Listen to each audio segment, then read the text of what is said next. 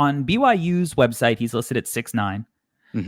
They did not have a weight, so the EuroLeague website has him at 204, which he is tall, so that accounts for something, but he's always looked pretty slim to me.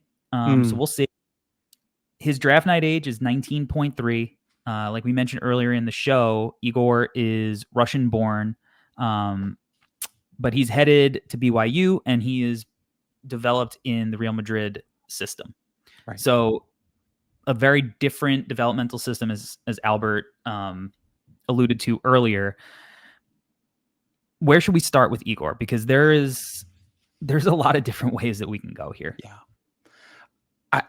I just want to have a conversation, Corey, about him. And I know that's what we're doing right now, obviously. But just like, I want to get your overarching macro thoughts on Egor. Also, I watched a video on the BYU Instagram where he teaches us how to say his name. So he says it's pronounced Egor Demin. Egor Demin. I love it. Yes. Because you know what's funny? On the website, they have like the little audio option where they record all of the players saying their names. Yeah. So but he didn't have one. So all the other players, so maybe when they recorded it, he just wasn't over yet. So Egor Demin. Love it. Egor. Way cooler. He was saying some stuff. I don't remember, but he says that's how you say it. Egor Demin. Egor. That's a way cooler name, I think. Yeah, it's cool. You know. But Corey, I just wanted to talk about him in like a big picture sense, because as I mentioned before, like this trio had me thinking about a lot of different things and like how I'm viewing them and how I am absorbing their games as I'm watching the film. Because with Egor, first thing, Corey, I want to mention, watching his tape, I was like, oh, I love Hugo. Like I'm just watching him play, and like Hugo just keeps popping off the screen. I'm just like, I love this guy. But there are things that I think are really interesting about his game. But I also have some like real question marks about the translation of it all and what that looks like. And so a part of me is very grateful that he's going to be playing college basketball because of what you mentioned before too. Like there are real question marks, but some of those questions are going to be answered by the sheer fact that he's going to be playing college basketball. So I'm really excited for that.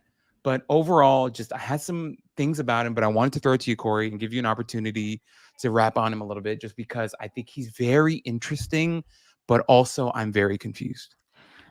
I think that he can end up being a guy that people are talking about in the top 5. And I think he can be a guy that's like, is he transferring schools next year?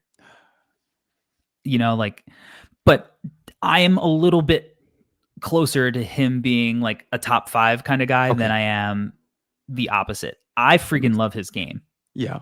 I love it. I think there's so many interesting, intriguing things. I love his feel.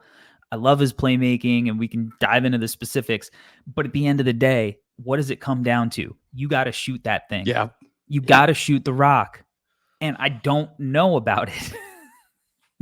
He's another guy like Drake who had 2 different shooting percentages. Now, Egor was playing in the same competition where I was measuring his shooting percentages.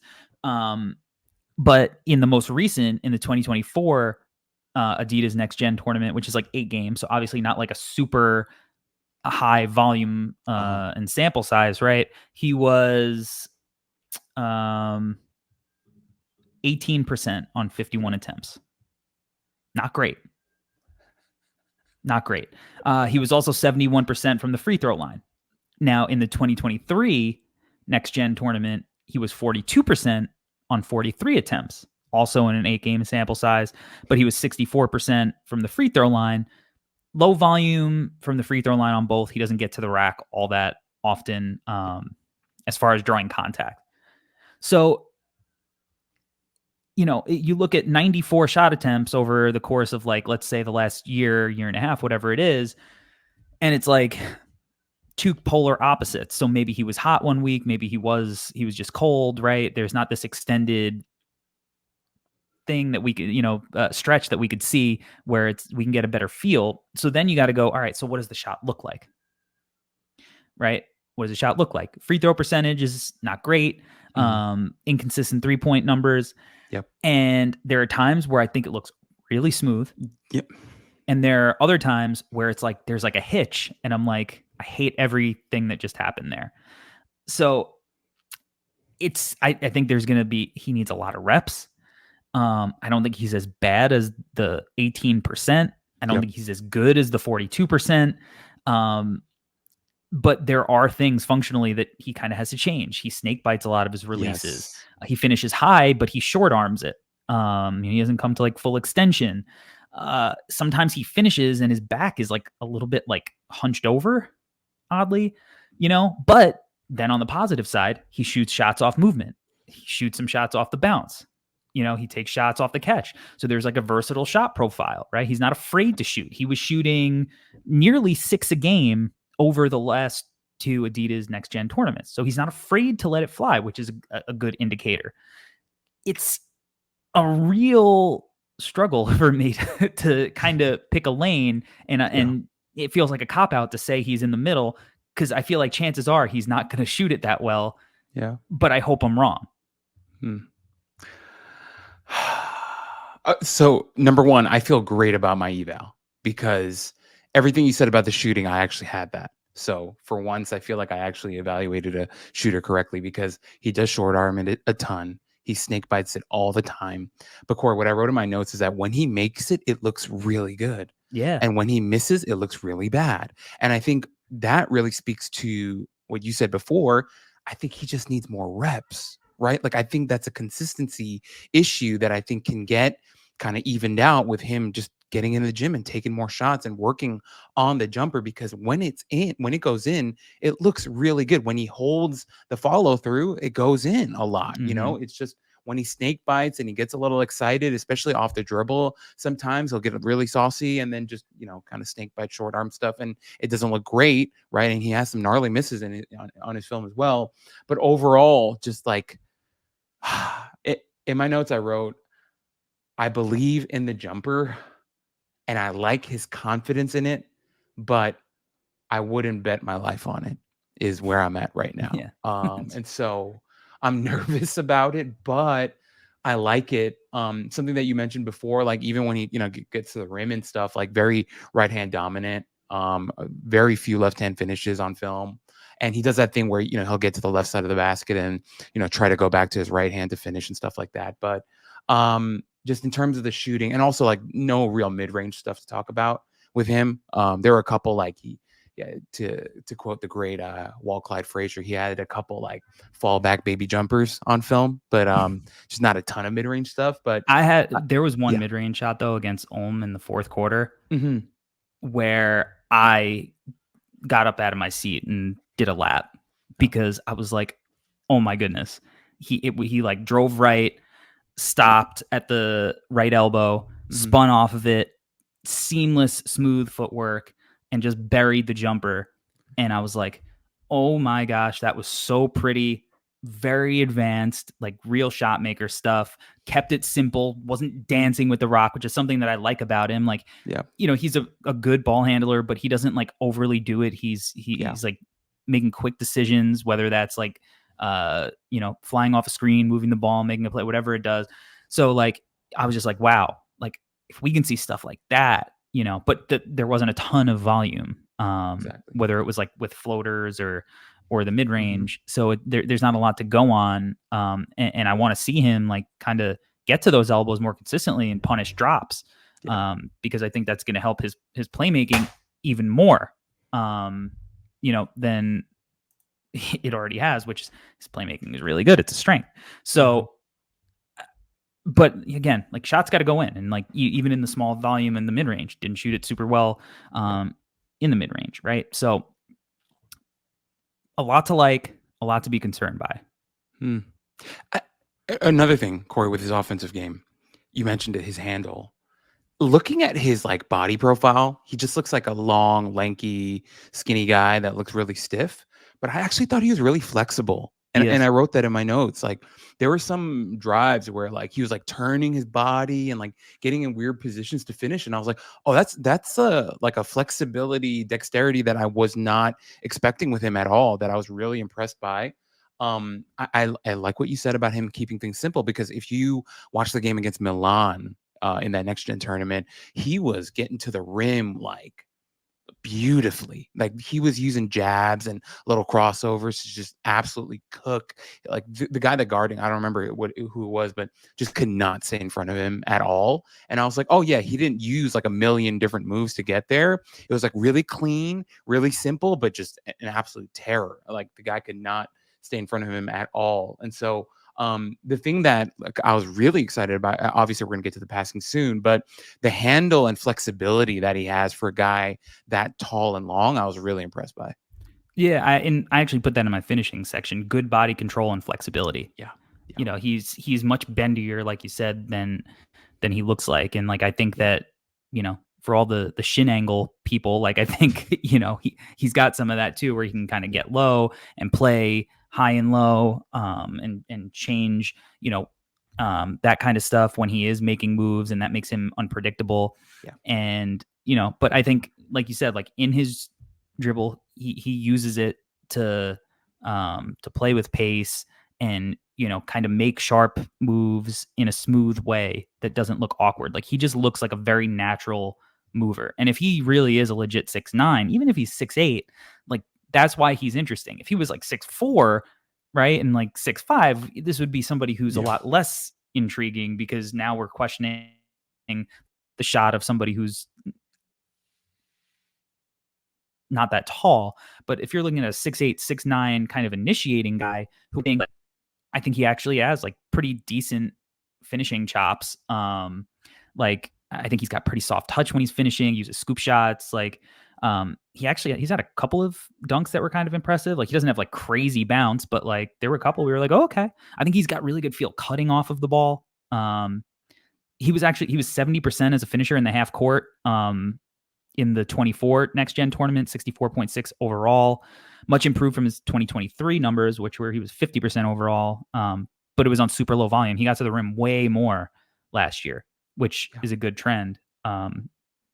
So, and this is all stuff, before we even get to the playmaking, which he's one of my favorite passers in the draft. I feel like we've been covering really fun playmakers so far. Mm-hmm. Mm-hmm.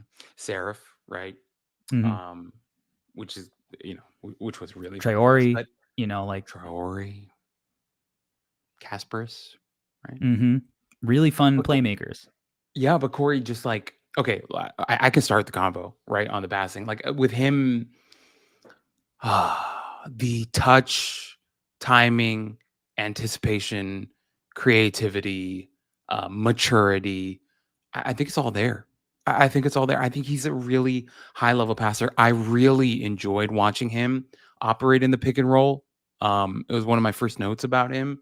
I'm not saying he's a perfect passer, but considering age and all that stuff, and obviously, once again, like, we weren't able to watch like a ton of his film, but overall, from what I saw on tape, I'm like, man, if he can take this ability and showcase this in college, I like the counting stats. I think he averaged like what, 3 assists, 4 assists per game, and people will be like, oh, 3, 4 assists, like, what's the big deal? But you really have to watch it for you to understand the type of passer that he is. And I'm really excited to see how BYU ends up utilizing him this season. I really do hope they kind of hand him the keys and let him operate, because I'd like for him to make some mistakes this year. I want to see him kind of hit some bumps and throw some passes that might put him in trouble a little bit. But I want to see how he learns and acclimates to the college game, because in my opinion, the instincts and the vision and the touch and timing of his passing is really high level. So seeing that on the college basketball level, I think is going to be really interesting. So I do hope he gets that opportunity to shine, is where I'm at right now. No, I'm really interested too, and I do think that he can get a little loose and force some passes, because he does see the court. And a lot of times when you're throwing these skip passes, like if you don't put enough zip on it, like it's going to get intercepted.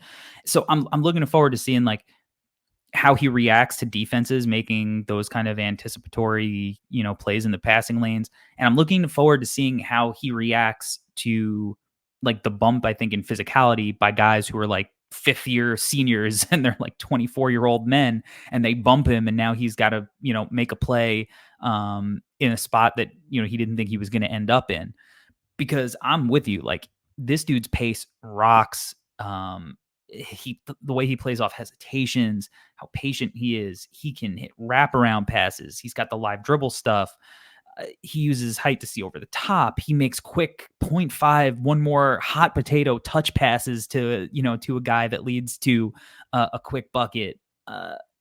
His placement, I think, is typically really good when he's passing to shooters. He can, hit those cross court skips.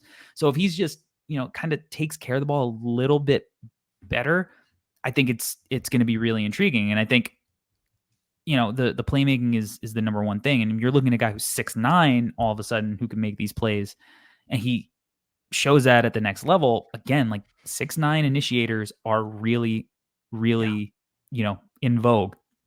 So it's going to be like hard for him to, I think, drop too far down boards if he can really pass like that, because that I think is going to translate. Like, I don't really have any questions about that.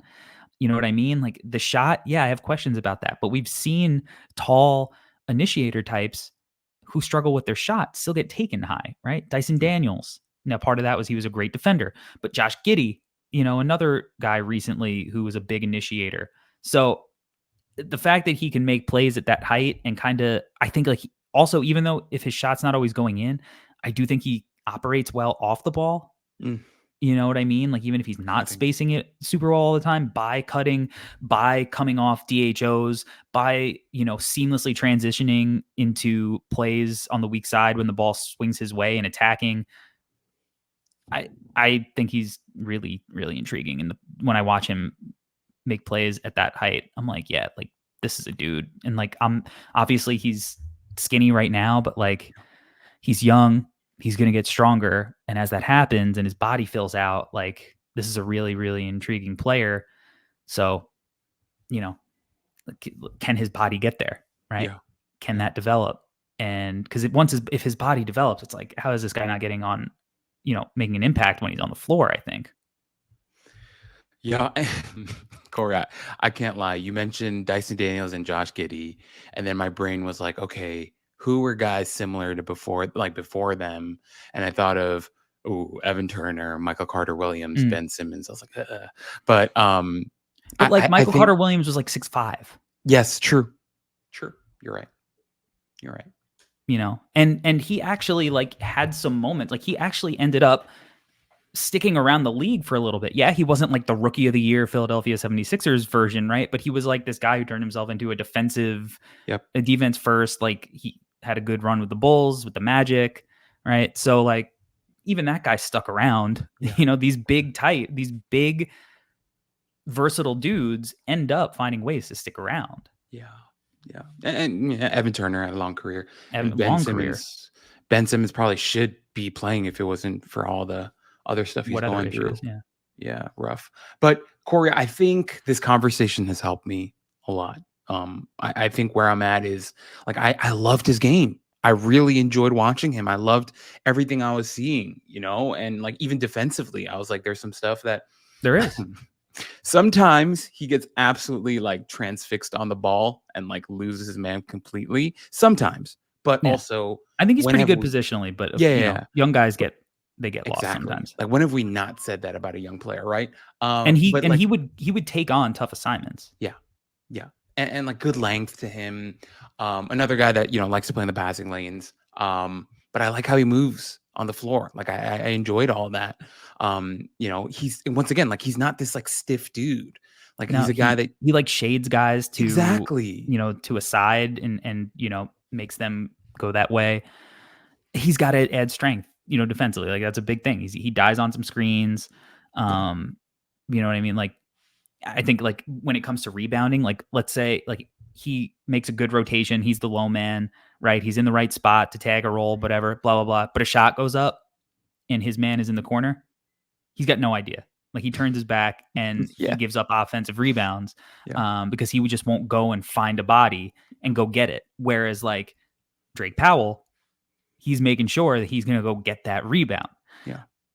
Egor doesn't necessarily go up and get it. He gets a good amount of boards because he's tall and I think he's got good feel for where the ball's going to come off. But like at the next level, he might go jump in the air and somebody just comes up and rips the ball from him because he doesn't have the strength to push them off the spot. Right. So like there are aspects of his game that are just like question marks. And that's why it's so fun that he's actually going to play in the college context, because we are going to have all those questions answered and get to kind of grade him on the same scale as a lot of the other freshmen. Same with Yakachunas, right? I'm excited to see him at Illinois for the same reason. We got lucky this year with the international guys. Mm-hmm. Yeah. There's a lot of great international guys. So yeah, he's interesting too, because like I was like, oh, who are guys in the league that kind of play like him? And it's hard to come up with, which maybe isn't a great sign too. Like it can be either, right? Like maybe it's like, oh, he's a one of a kind, and like the league really needs this kid to come in and be himself. I don't know. I think it can go both ways, right? Again, I mean, obviously, shot comes along, it becomes a lot easier. But like, Right. he's not quite Josh Giddey, because I don't think he needs the ball quite as much as Giddey has needed it. Even though I think Giddey's improved in that aspect for sure. He's not quite the defensive prospect of like a guy like Dyson Daniels. Right. If he's really 6'9", Franz is a guy who has struggled with his shot, right? Like consistently, but Franz is a lot thicker and stronger than he is. Right. So like Franz is to me like kind of like the guy I'm looking at. Like if he gets stronger, can he kind of be a guy like Franz Wagner? Like that's kind of where my mind has wandered to. It's a high bar because Franz has been such a great professional. Yep. But that was another kid who was like played college ball, but had a lot of international experience. And his game is translated because of his feel, and like his ability to play multiple positions. So like Franz is kind of the guy I'm eyeing up, but like, Franz is just, I think, a lot stronger, but maybe Egor gets there, maybe with weight training and, the college system, maybe a focus on that. Like he gets there and he just develops. And by the time he's 22, 23, he looks so much thicker and like he can play some kind of similar role to Franz. Yeah. I'm just going to say, Corey, like I like him better than Drake Powell. I like him a lot better than Drake Powell. Yeah, me too. Personally. And I just want to say that because like I know. But I think there's a world where Drake is safer because I think I'm more confident that Drake is probably going to shoot it. But like, Corey, my point is that like Egor is the type of guy that like, even if you miss, I would be happy taking that bet is my thing. Like just because the baseline skill set plus size plus feel, I'm like, I'd rather take him and be wrong than not take him and regret it later type of situation. If the draft was now, if the draft was today, maybe the physicality gets the best of him and he's got to like stay another year in college and, but where we're at right now, I'm with you. I think the swing on him is, I would much rather take a guy like Egor than Powell, who I like as a prospect, but I don't think offers the same kind of like intriguing upside.